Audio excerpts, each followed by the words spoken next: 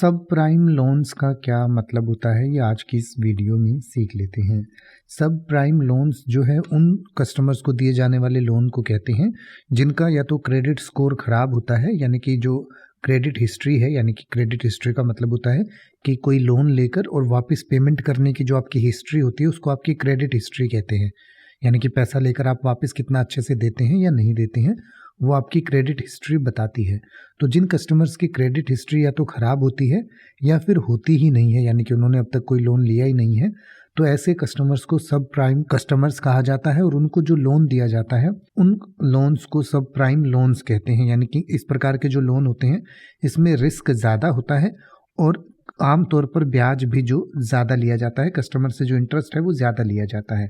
तो ऐसे लोन्स को हम सब प्राइम लोन्स कहते हैं। अब आप ऐसे ही किसी भी वर्ड का मतलब हिंदी और इंग्लिश में YouTube पर सर्च कर सकते हैं। आपको मेरी वीडियो मिल जाएगी जिसमें आप बिना किसी फालतू बकवास के सीधा उस वर्ड का मतलब समझ पाएंगे। तो ऐसी ही वीडियोस को देखते रहने के लिए चैनल को सब्सक्राइब करें और बेल आइकन को प्रेस करें।